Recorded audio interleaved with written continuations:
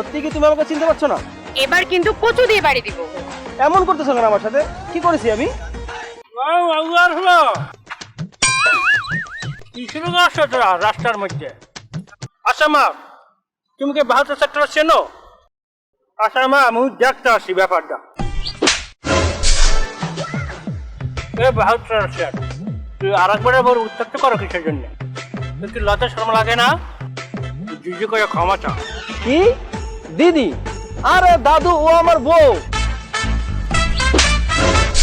আবার তুই অন্যের বউ রেখে বউ বলে সম্বোধন করে, তোর লজ্জা শরম করে না? হ্যাঁ, তোর বাপমা কিছু শিখায় নাই?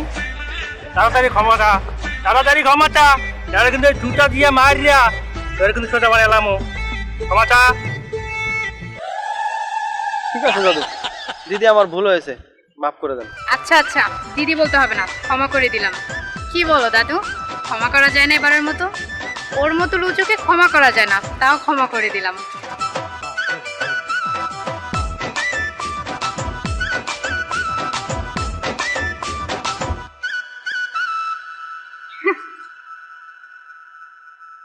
খুব হাসি পাচ্ছে তাই না, বুড়োটার হাতে নিজের স্বামীকে মার খাইয়ে? কি করবো বলো, তোমার এই কাজটা কি করা উচিত হয়েছে? আমার জায়গায় তুমি থাকলে ওইটাই করতে। একদমই না, আমি থাকলে তাকে বোঝাতাম, মারতাম না, হাজার হলে তো সে তোমার বন্ধু। সেটা নয় বুঝলাম, তাই বলে সবার সামনে ওই বুড়োটার হাতে মার খাওয়ালে? আচ্ছা, এখন নিজের বউ মনে হচ্ছে, যখন সবার সামনে অপমান করলে তখন কোথায় ছিল এমন স্বামী?